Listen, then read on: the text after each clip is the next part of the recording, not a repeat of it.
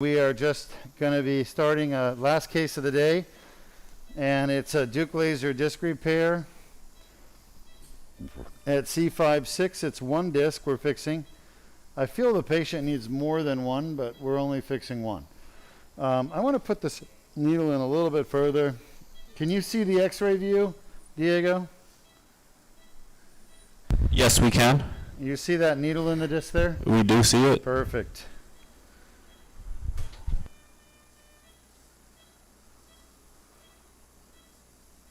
Well, let's see if we can do a discogram. All right. We're actually, oh, that's nice. Let's do another pull and ready, shot. That's really good. So go AP. So I know it's hard to see at the top, but there's a C2, then a 3, 4, 5, 6. We need to be able to see the bones.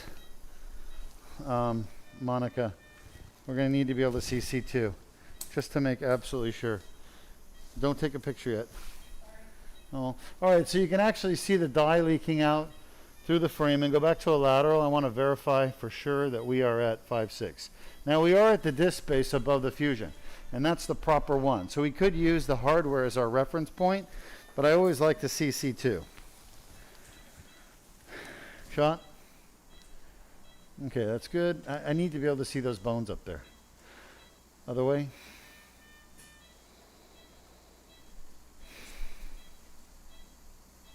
You're a bit overexposed.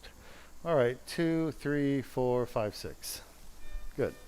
All right, we're going to go back in with the guide wire. We've got our needle in the proper disc. I'm placing a guide wire down. Once again, we'll get an x-ray just to check. Looks good. And I'm going to take my needle out because I've completed now my discogram. And I want to check my lateral view. Make sure that we're still in the right place. Shot. Looks good. All right, so 2, 3, 4, 5, 6. This patient had a cervical fusion. She had an ACDF. The surgeon did the fusion in the wrong place. He cut her neck in the middle. I've never seen that before. She's from Canada, right? Yes. He cut her vagus nerve too. He cut her vagus nerve during the surgery. And Cut her vagus nerve, cut her in the middle of her neck. You're supposed to pick the left side or the right side. Went in the middle. it's weird. I mean, she had complications. She said she spent a month in the hospital. She's had now over 20 surgeries because of this horrible ACDF fusion she had done. 87 hospital visits, she said. Now, you may be thinking that's horrible care in Canada, right? But that happens in the United States too. There's a lot of bad spine surgeons. And ACDF is a riskier procedure. So we're going to... She lost all of her bowel and bladder functions. She damaged the lower lobe of her left lung. Jesus, damaged her lung during the surgery. I mean, just folks, there are bad surgeons out there, okay? I've been saying this for years. All spine surgeons are not created equal. You've got to find someone who really, really good to do your surgery. Otherwise, you could be dealing with major complications. All right, we've got a 4mm incision. I'm going to advance. Is that the picture? No, I didn't take one. All right, I'm going to advance this. Luis, I need your help. Right, let's get a shot. Perfect. My gosh, look at that. It's beautiful. I love beauty. On our way down, I feel the front of the spine. Shot. Looks good.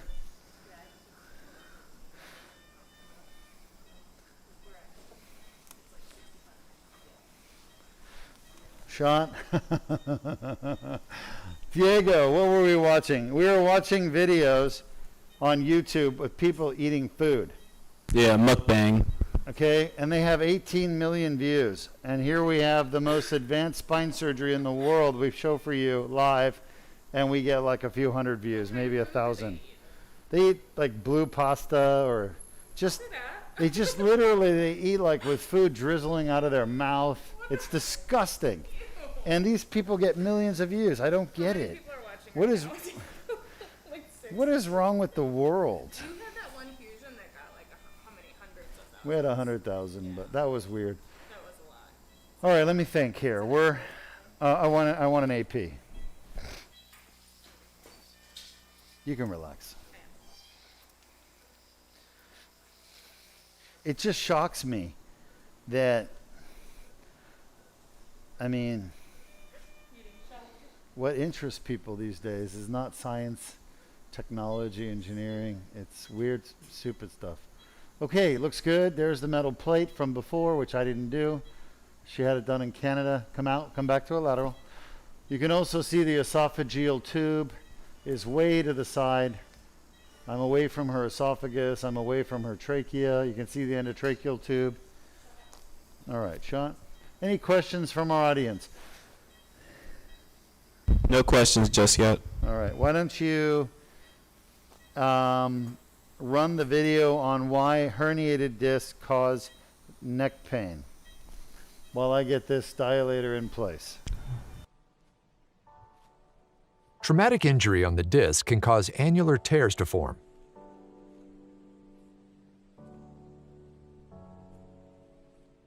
Pressure on the disc causes herniation of the nucleus pulpus through the annular tear.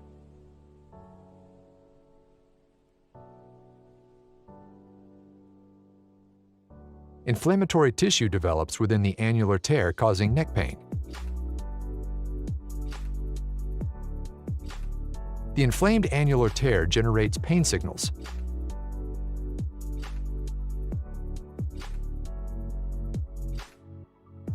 Additional injuries can cause worsening symptoms.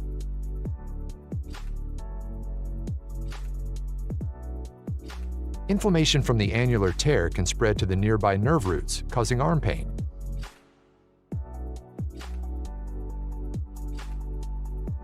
Pain signals travel up the nerves to the brain, causing localized neck pain.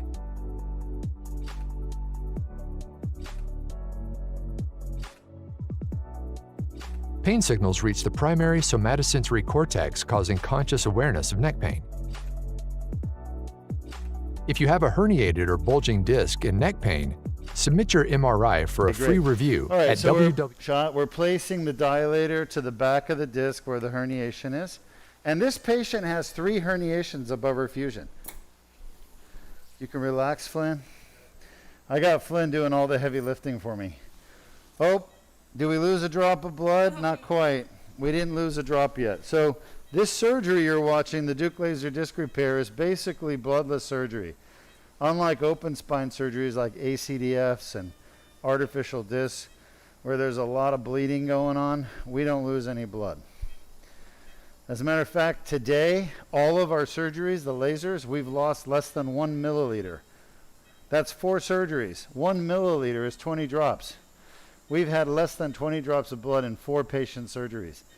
Right? Incredible, huh? Shot.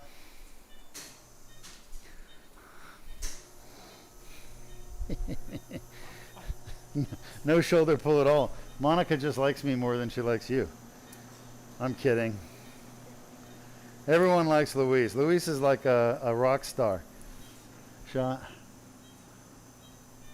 All right, I can see that tube up there. So I want to bring the tube down without, wow, how'd you do that? Oh, wow, we got a puller. 2, 3, 4.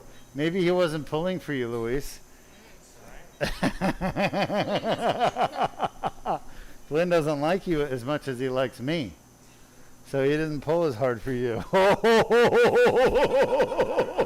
Woo! There's lasers coming out of those eyes. All right. So if you're watching the lateral view, I'm slowly bringing this, Luis and I are bringing this tube down. And we're almost to the back of the disc where the tear is. We're just above the metal plate she had put in by some other surgeon who's, again, you know, I'm sorry, but did a horrible job. I'm not going to lie for him, her, whoever it was. They really messed her up, this patient up. Like I said, she went to the hospital over 50 times from her, from her surgery. And poor thing. I mean, she was in the hospital a month after the surgery. We do these ACDF. Yeah. Poor thing, had a 1-level ACDF. My patients go home in 45 minutes. She was a month in the hospital. That just goes to show you how incompetent some spine surgeons really are. All right. This is the throw other spine surgeons under the bus show, in case you haven't figured that out. There's just a lot of bad spine surgeons in the world. We're live streaming from Deuk Spine Institute here in Orlando, Florida. Our patient is from Canada, and she came here because she wanted the endoscopic surgery we do. She's seen our results. All the patients that we've cured that have had Deuk laser disc repair, and we've gotten rid of their pain. You got it? All right. We're going to get started. Can you see this, Diego? Yes, we can. The whole surgery will be done through this little tube.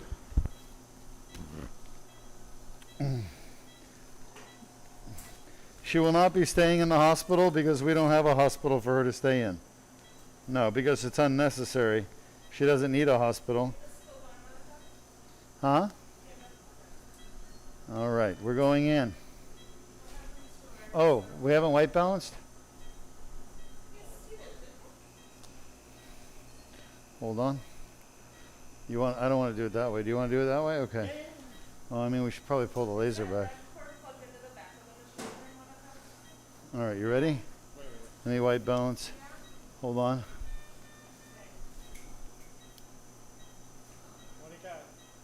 That's good. The brightness. Can you go down 3? Well, just give her a minute. What's wrong? Are we not getting a feed?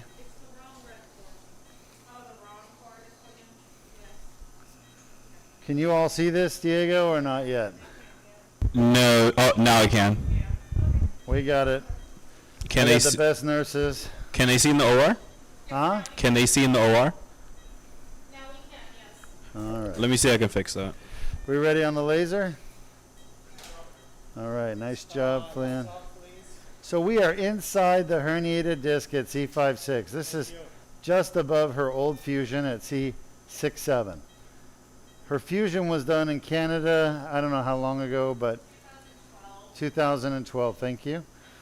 And once again, they just did an absolutely abysmal job because she was in the hospital for a whole month afterwards, which is totally not normal. She had some pretty bad complications from her surgery. But we're still able to do her surgery here, outpatient at Deuk Spine, for adjacent segment disease.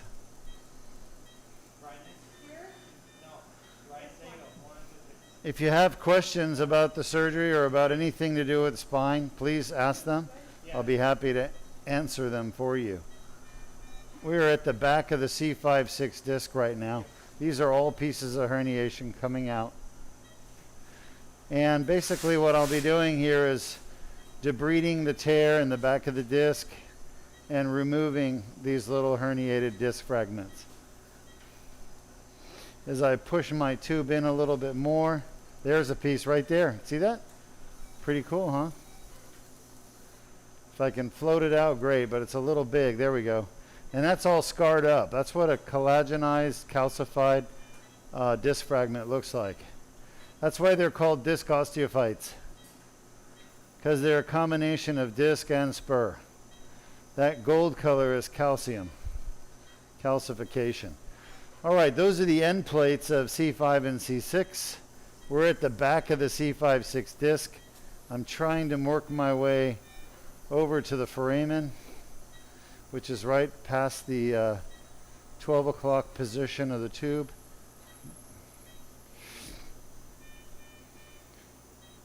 Remember, the laser works in two ways. It vaporizes using laser energy anything that comes in contact with that glass tip that you can see at 12 o'clock. It's almost like a phantom. The other thing the laser does is it creates a cavitation or a wave, a pulse, like a pressure wave. And you've all seen these military age weapons, right? That are like, they create sound waves. They send them in your direction.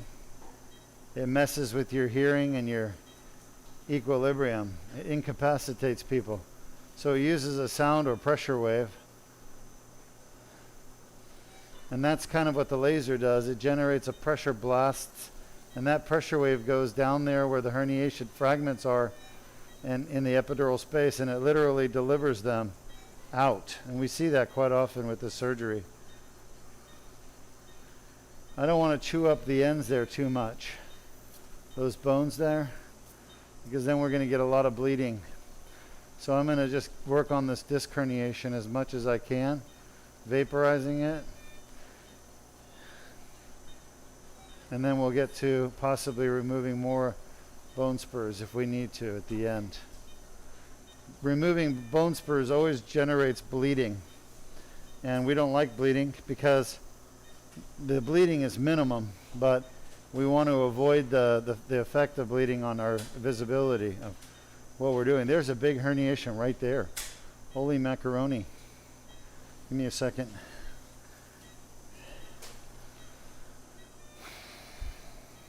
I don't know if I can get it out like this, but I'll try. I think I might have gotten part of it. No? Didn't? Felt it. It's in there somewhere. Dr. Deuk, do you have time for a question? Absolutely. We love questions. If you guys don't ask questions, I start talking about all kinds of weird stuff. That is the herniation. I can't get it out with a grabber. It's just too big. Laser? All right, our question comes from YouTube.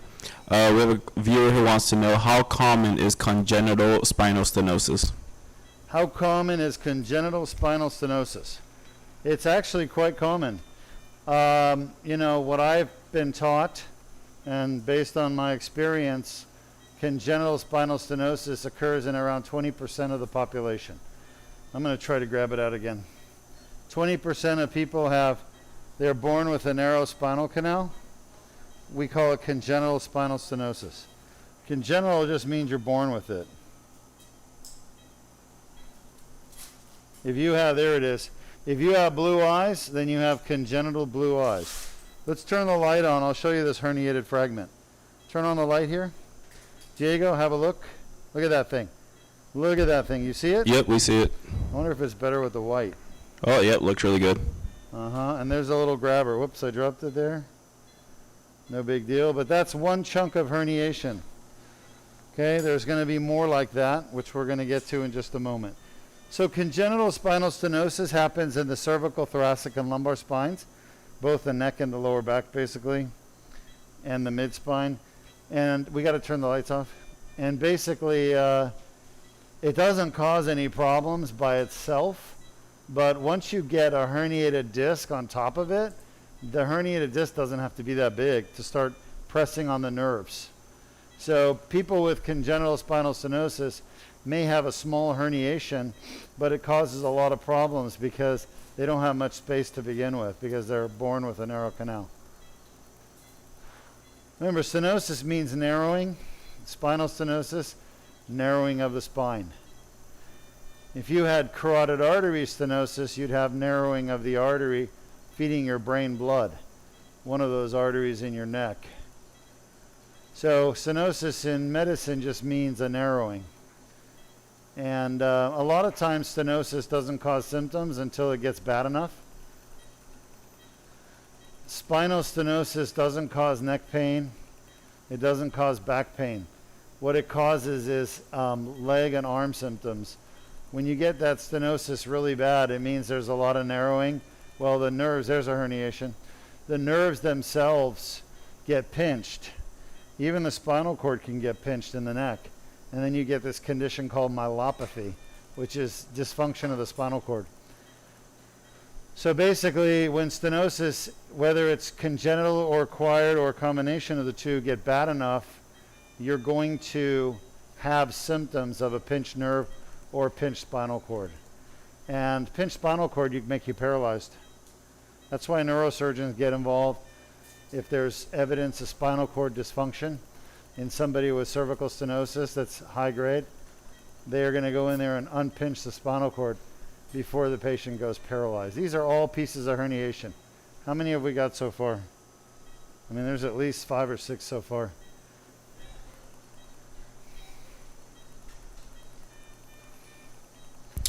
Dr. Deuk, we have another question. Sure. Have you ever confronted a fellow spine surgeon and had to tell them what they did wrong? Have I ever confronted a fellow spine surgeon and had to tell them what they did wrong?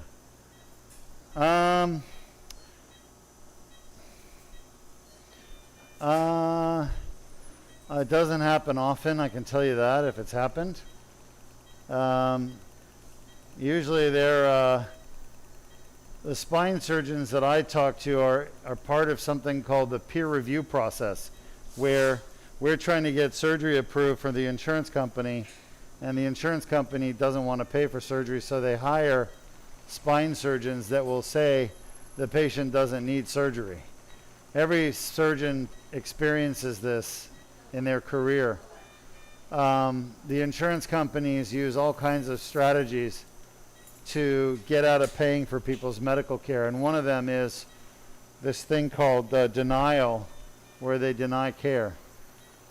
And oh, that's a big herniation. You all see that come out of there? That's amazing. That's gonna be fun to get. Anyway, these surgeons are basically hired to say patients don't need surgery. Think about it. If the surgery costs $100,000 and the insurance company, let's show this herniation too, and the insurance company pays the surgeon $2,000 or $1,000, they've just saved $99,000 if they pay the surgeon $1,000 to say the patient doesn't need surgery. Can you see this, Diego? Yep, seeing it. So it's another herniation fragment right there. It's stained blue because I put a blue dye in there, and that blue dye binds to degenerated nucleus pulposus, which is basically the herniated disc material that's been under the influence of inflammation. So no, I don't go around, honestly, I don't go around confronting spine surgeons unless my patients want me to, and then I can. But the truth is I've tried teaching these guys and gals, spine surgeons, you know, this newer technology. They make too much money with fusions. They don't want to stop doing fusions. So even though they know there's better surgery than fusion, they still recommend fusion because that's where they make a lot of money, is doing fusions.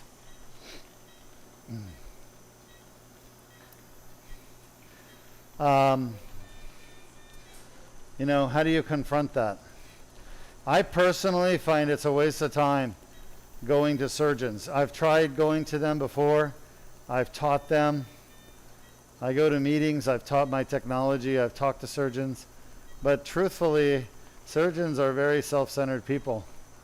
They're only interested in their own well-being, especially spine surgeons, I found. There are very few really good spine surgeons that actually care about the patient's well-being and want to do what's best for the patient. They often want to just do what's best for them, the surgeon, rather than the patient. So it's unfortunate, but it's true.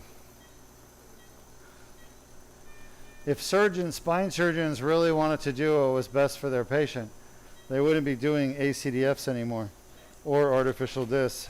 They would just do endoscopic spine surgery. Look, the reality is that not everybody can do endoscopic spine surgery. I don't try to go out and do, you know, clipping of basilar apex aneurysms. Even though I've been trained to do it, as a neurosurgeon, I'm not the best doctor to do it. I would send that patient to one of my colleagues who does that stuff all the time. Gosh, we're just about done, doctor. I mean, I'm looking, I don't see any more disc material. So, I don't see anything, to be quite honest with you. I think we're pretty much done. I just want to check this foramen one more time. Luis, you could help me a little bit. Yeah. If it's possible just to help a little bit, yeah. Let me see if I can move this down a little bit.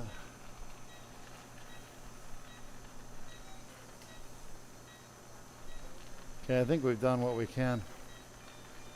Yeah, there's no more herniations coming out. Well, there's one there. Hold on.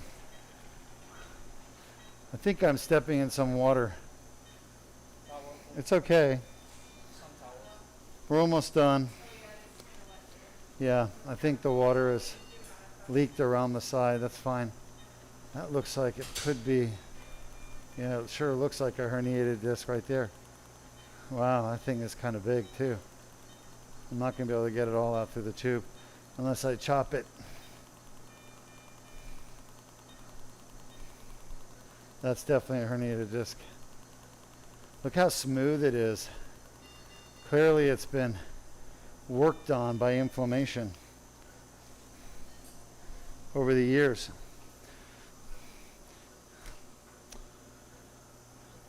That's why the surface is so smooth.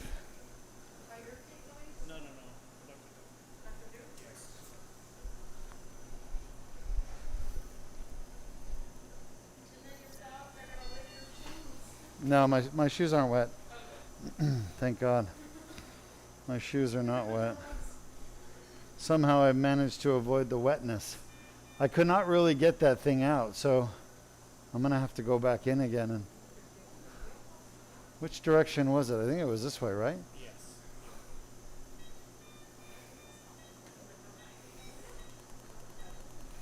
Oh, there's a piece right there. All right, here.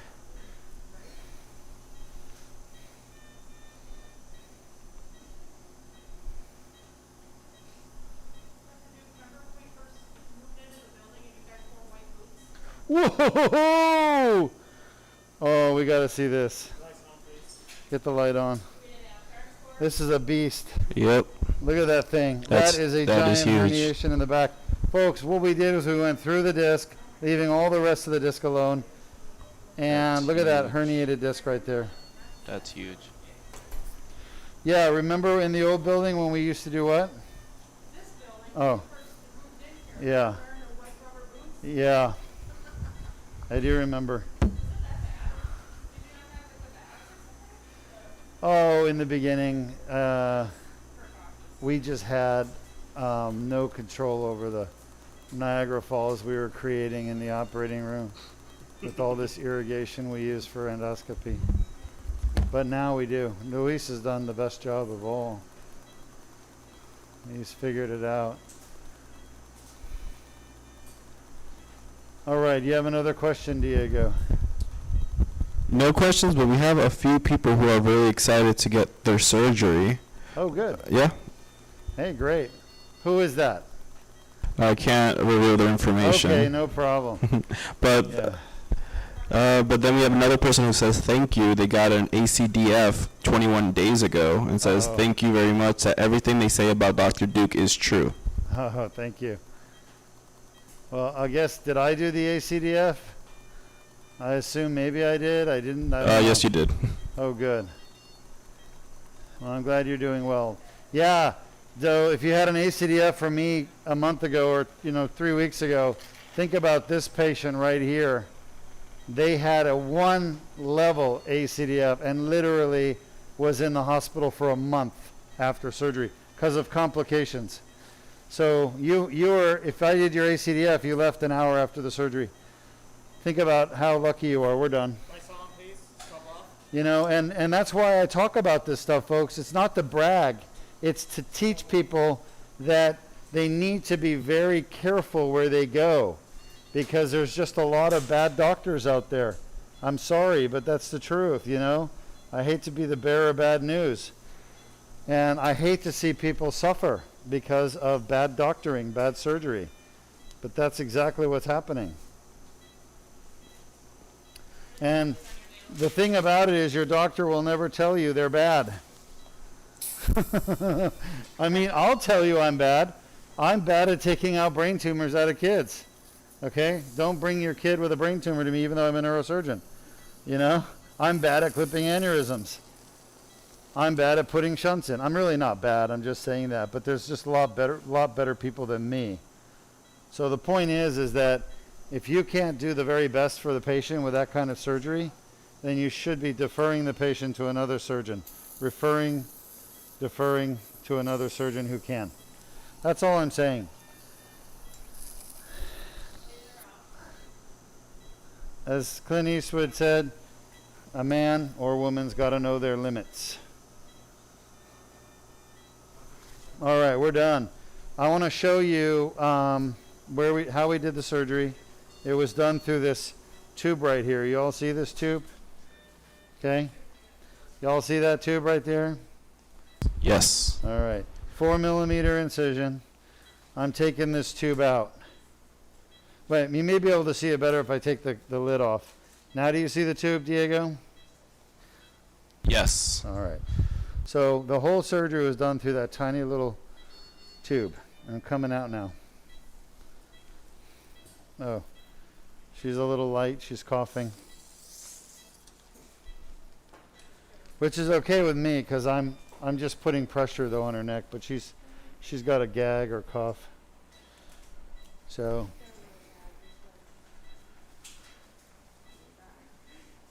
huh? Her gag reflex is coming back. Oh yeah, but I don't want to take pressure off yet, so I don't know if you can give her a little bit more propofol till we get all this done.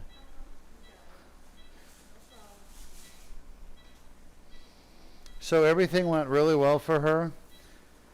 I was able to get into that C5-6 disc. I was a little worried about it in the beginning because there's always scar tissue back there in the back of the esophagus where the surgery was from before. A lot of times everything is scarred down, especially if you've had complications like she did.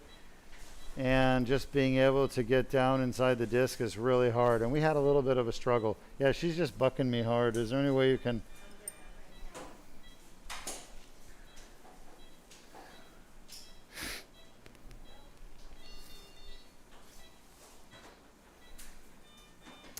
I'm just applying a little pressure to the veins in case we have any venous bleeding. I want to stop it. Let me know when you're ready so I can come off. So in the beginning, getting into the disc was challenging, but we got it done. And we were able to do the discogram, see the tear. We stained the degenerated part of the nucleus with the blue stain, which you all saw during the endoscope. And I was able to bring out lots of large fragments of herniated disc. Bless you. She good? She feels like she's fighting me less. All right, take a look at the incision, folks, right there. See it, Diego? 4 millimeter. Yep, we got it. All right, when I let go, it comes together beautifully. The whole surgery done with a 4 millimeter incision. This is the Deuk laser disc repair. We do this at Deuk Spine Institute. We cure back and neck pain. Come see us. Send your loved ones. I'm going to come talk to you all. Go ahead and type up your questions. In the meantime, Diego, will you run a video on what we did today in this surgery, the Deuk laser disc repair cervical, and then show them a comparison of fusion versus Deuk laser disc repair.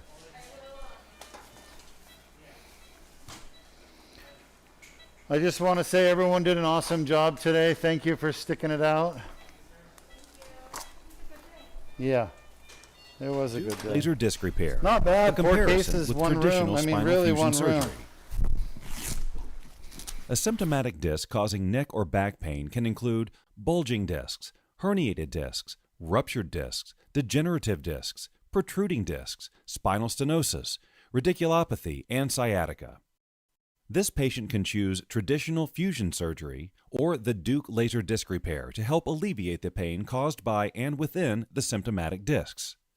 Here, 2 patients with comparable disc injuries are treated. On the left, the highly invasive spinal fusion, and on the right, the least invasive Deuk laser disc repair. The spinal fusion requires a very large incision, usually leaving a large scar. The Deuk laser disc repair requires only a very small incision, usually less than a ½ an inch long. In this small opening, a cylindrical rod, called a dilator, is inserted to gently spread the muscle to create a small passage and guide through which the surgery is performed endoscopically. The incision for the fusion continues, including penetrating the skin, fat tissue, and multiple layers of muscle through to the bone. With the Deuk laser disc repair, a mallet is used to advance the tip of the dilator into the symptomatic disc. A tube, called the tubular retractor, slides over the dilator and is carefully positioned into the disc, again using the mallet. The rest of the entire Deuk laser disc repair surgery will occur inside this narrow tube. To access the spinal fusion requires the muscle to be separated from the vertebrae. This very invasive action causes trauma and permanent damage to the muscles. Whereas in the endoscopic Deuk laser disc repair, the muscle is not damaged. The endoscope camera is inserted into the tubular retractor to allow the surgeon to guide the laser inside each symptomatic disc. The fiber optic laser used in the Deuk laser disc repair is manipulated with great accuracy to remove only painful inflammatory tissue from the disc. In this highly magnified view, the laser is used to precisely remove damaged disc material that is causing the pain.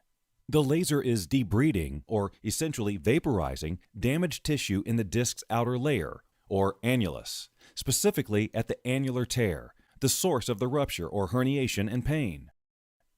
After the fusion patient's damaged discs are removed, a metal or plastic cage housing bone grafting material is inserted in place of the removed discs. Fusion hardware, by design, is to fuse joints that normally move, preventing natural movement in the damaged portion of the spine.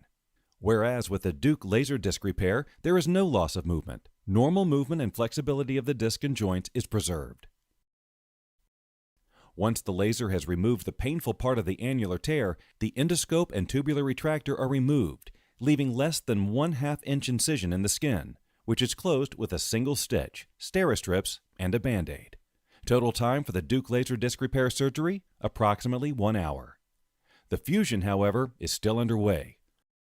Holes in the spine must be tapped in preparation for the large screws that anchor the fusion hardware. The Deuk laser disc repair patient is in recovery usually 45 to 60 minutes before released to go home.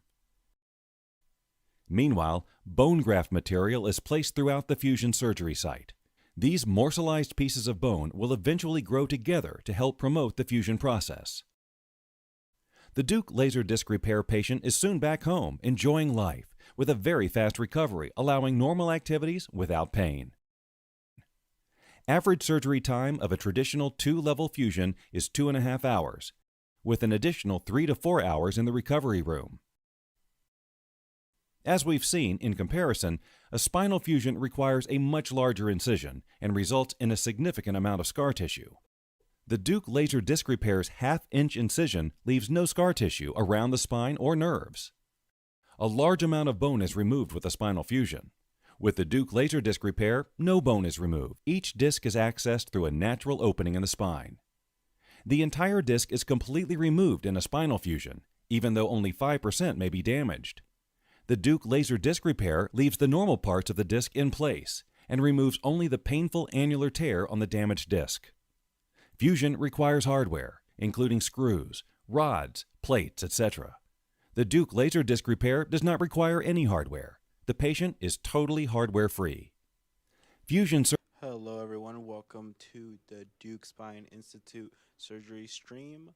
We are wrapping up our final stream of the day. Dr. Deuk has successfully performed a cervical DLDR on C5-6. He's making his way over to the broadcast station to give his post-op Q&A.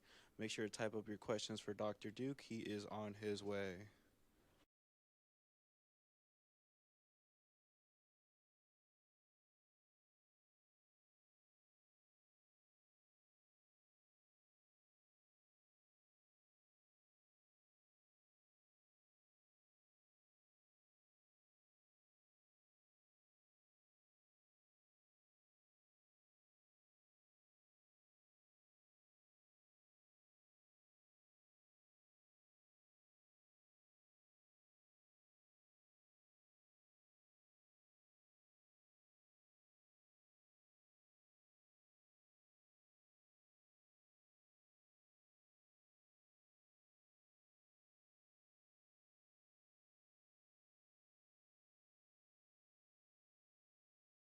Fusion results in loss of mobility. There is no mobility loss with the Deuk laser disc repair. In fact, most Deuk laser disc repair patients experience improved mobility after the surgery. The Deuk laser disc repair is FDA approved. All the instruments and equipment used are FDA approved. This proprietary surgery itself has been peer-reviewed and published and is performed exclusively at the Deuk Spine Institute. With the highest published success rate of 95%, the Deuk laser disc repair is proven to be the most successful and least damaging spinal surgery in the world for the treatment of symptomatic damaged discs causing back pain, neck pain. Hi there, I'm Dr. Deuk Majan with the Deuk Spine Institute, and we are just wrapping up our last surgery of the day. Our patient comes to us from Canada where she had a really botched surgery on her neck. Some surgeon did a fusion with a metal plate, and that was done at C5-6, which is the 6 bone and the 7 bone. She developed or has had other disc herniations above. You can see on the MRI there that there's a herniation above the fusion, and that's what we were after today. She's got a couple of other ones above that as well at C3-4, C4-5, but she only wanted to fix the one today. That's what we did. We got in there and we could see right away that there was lots of herniated fragments. We brought them out during the surgery. If you hit rewind and look back on the surgery, you can actually see that we pulled out a lot of little chunks of herniation. So I think the surgery went very well. There were no more herniations at the end when I was done, and I think the patient will do very well. Somebody has asked us, what is the official name of the surgery? The official name is the Deuk laser disc repair. It's a peer-reviewed, published surgery. That is the official name. If you look in the National Library of Medicine and PubMed and type in Deuk laser disc repair surgery, you'll see it. We've published several times on the Deuk laser disc repair. Now, the surgery itself is a type of endoscopic surgery. So you could call it endoscopic spine surgery. It's a general broad category. But the actual name of the procedure is the Deuk laser disc repair because we developed it here at Deuk Spine Institute. And we've been doing this surgery now 15 years. We've had 0 complications from the surgery itself to date. Our average relief of neck pain, headaches is around 98%. And that's over the last few years. Our results have been phenomenal. Also, arm pain and arm symptoms about 98% on average as well. So, do we have any other questions? Yes. So we have someone who came in the stream late and did not get a chance to see the surgery, but she was curious and wanted to know, did the patient have any foraminal narrowing or bone spurs? Yes. So, someone is asking, did this patient have narrowing of the neuroforamen or bone spurs? They actually had both. And there were some large bone spurs that did not need to be treated. We left them alone. They're not causing any problems. And then there are some smaller bone spurs that were right next to the nerves, and those are the ones that we were able to remove. Those bone spurs were stuck down to calcified, collagenized fragments of herniated disc. And that looks like it's it. Well, that was our last question. And don't forget to download the Deuk Spine Institute app. It's free. You can use the app to learn a lot about spine care and spine surgery. Also, we have a Facebook support group. It's called Spine Surgery Support Group. It's open to the public. It's free. We just ask that you don't spam our Facebook group. Other than that, check out our YouTube channel. We have quite an extensive playlist of interesting topics if you're interested in learning more about the spine. I will leave you with a video that will queue up, that will show you the Deuk laser disc repair procedure in the neck, how it works, why it works, and that it's done minimally invasive. It's the least invasive surgery there is that you can have done on your spine to repair a herniated or bulging disc that's causing pain, headaches, or arm symptoms. Have a good night. We'll be back broadcasting after the holidays. I hope everyone has a wonderful holiday season, and I hope all the people with neck and back pain get fixed. Over and out.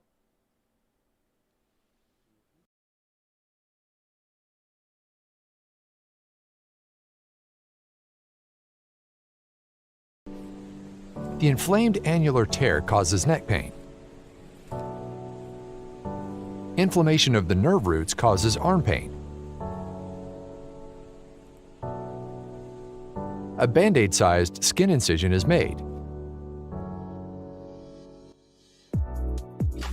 A small tube is inserted without damaging the bone or soft tissues.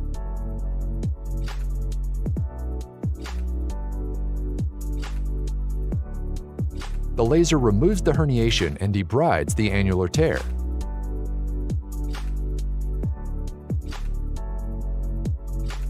The annular tear heals on its own. It can take up to 12 months.